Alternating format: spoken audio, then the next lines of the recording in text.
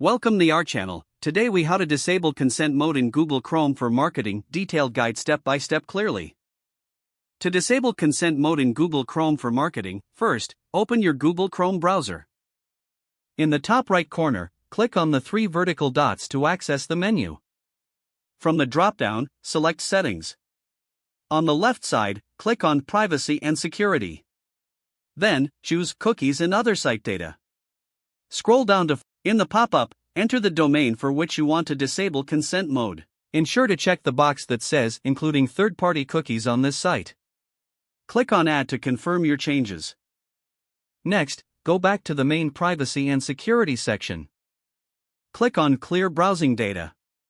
In the pop-up, ensure that both Cookies and Other Site Data and cached images and files are selected. Choose a time range that suits your needs. Then click on Clear Data. Once your data has cleared, close the Settings tab. Now, navigate to the website where you want to disable consent mode. Refresh the page to apply the changes. Finally, check if the consent mode is disabled by inspecting network requests. You should see your preferences reflected accordingly. If the page does not load, refresh the browser or try again in a private or incognito window. Make sure you are using the correct email address, then retype it carefully to avoid small typos. If your password is not accepted, use the reset option and create a new strong password you can remember. Check your spam folder for verification or security emails, then complete any requested confirmation steps. Enable two-factor authentication if available to improve account security and reduce unauthorized access risk. After signing in, review your profile details so your contact information and settings are accurate and current.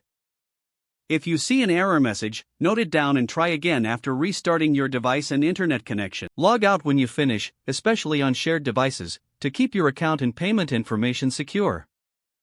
If the page does not load, refresh the browser or try again in a private or incognito window.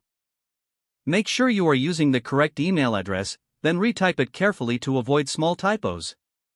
If your password is not accepted, use the reset option and create a new strong password you can remember.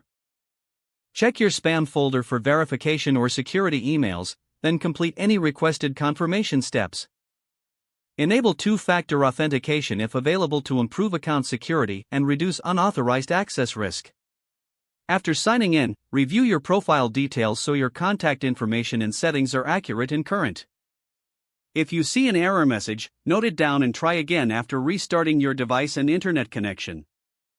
Don't forget to like this video and subscribe to our channel for more step-by-step tech guides.